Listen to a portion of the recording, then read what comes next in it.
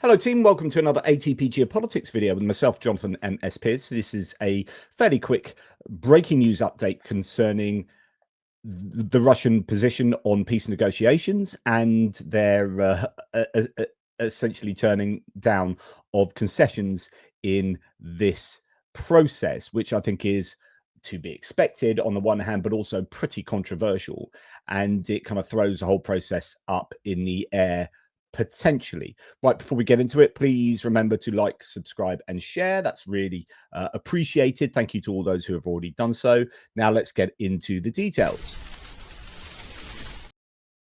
Okay, so first of all, we hear that Russia will not make concessions in the war, although it supports the efforts of the Trump administration, according to the Deputy Foreign Minister of the Russian Federation.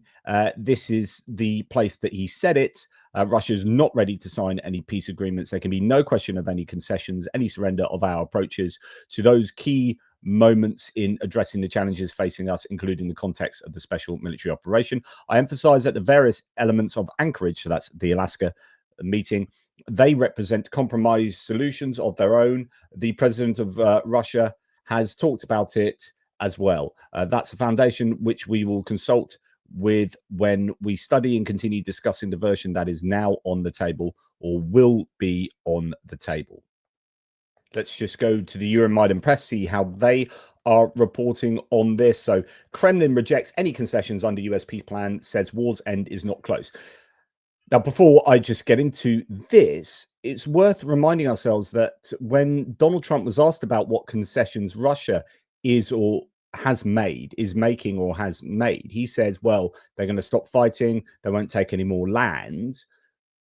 That's not really a concession, as I said before. So, you know, if one of your concessions that you perceive that Russia is making is not taking the whole of Ukraine, they're never going to take the whole of Ukraine. That's not a real concession.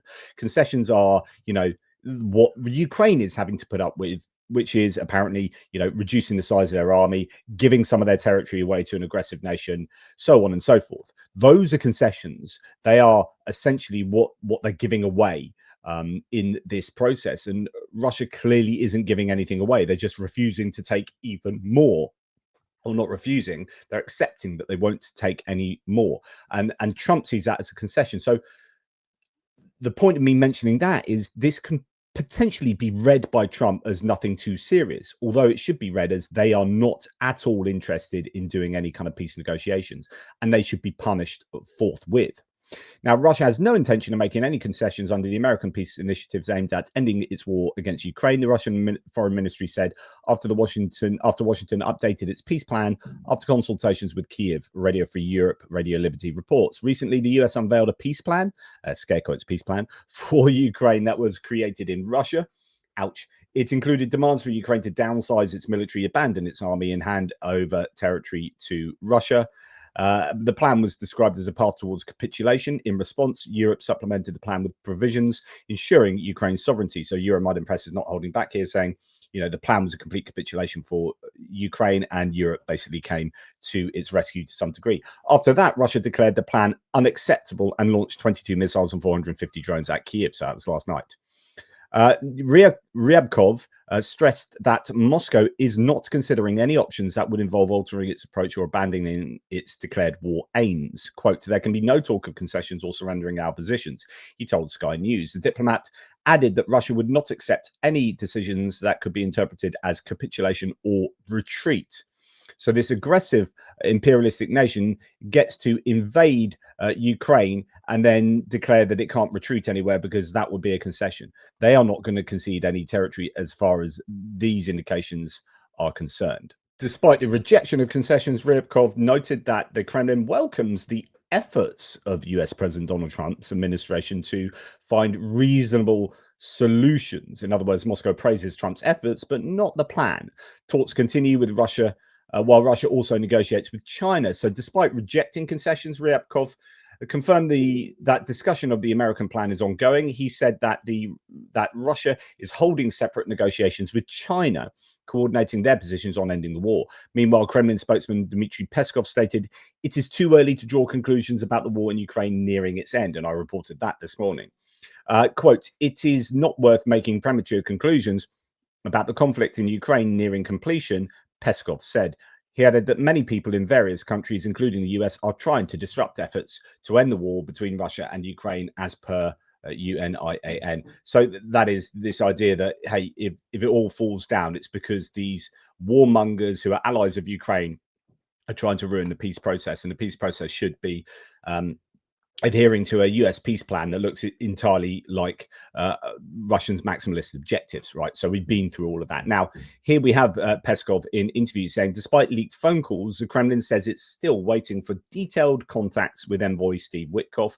Peskov brushed off the leaks, which suggests Witkoff was pushing a Kremlin-drafted peace plan, scare quotes, behind the scenes as nothing serious, says Noel reports. Well, good, because Witkoff plan is nothing serious. Ouch.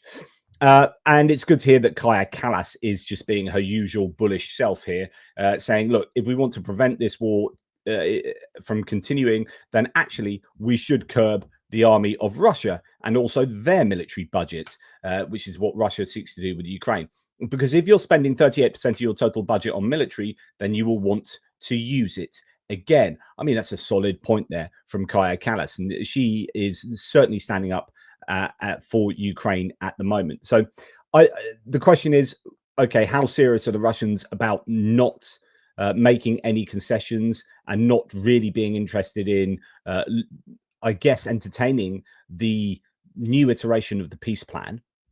And if they do walk away from here, does Russia blame Ukraine for being too strident in their own red lines? Of course, that should be seen as ridiculous.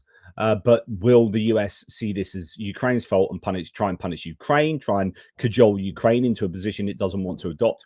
Or will it finally, I mean, it's done so to a degree with sanctions on Rosneft and Lukoil previously, but will they finally go to town on saying, look, Russia, you are serious, not serious at all about peace, and we're going to go and punish you on account of this and force you to the table, which is what I think they should do. But of course, you've got JD Vance, you've got Steve Witkoff, you've got, I would argue, Dan Driscoll, a whole bunch of sort of Project 2025 isolationist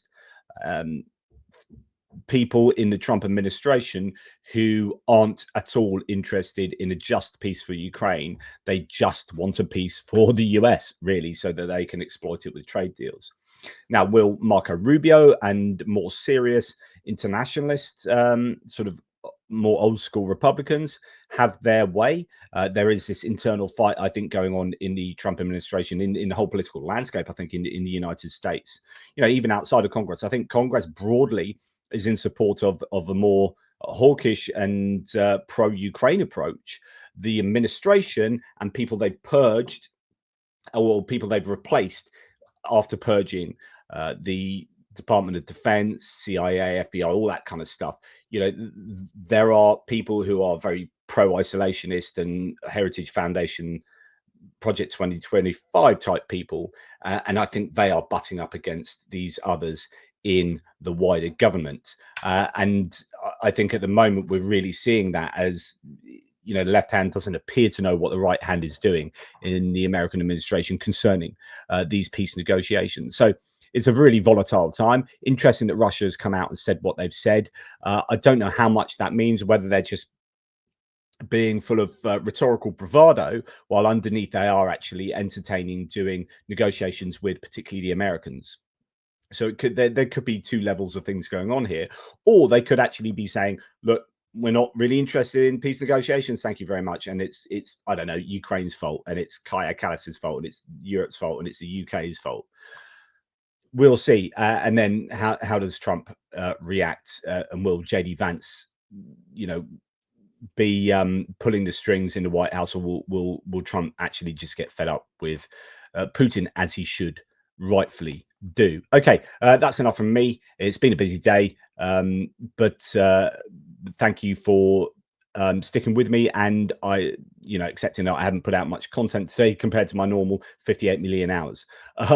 But I'll keep you posted if there's anything more to report of significance concerning these peace negotiations. Toodle pips.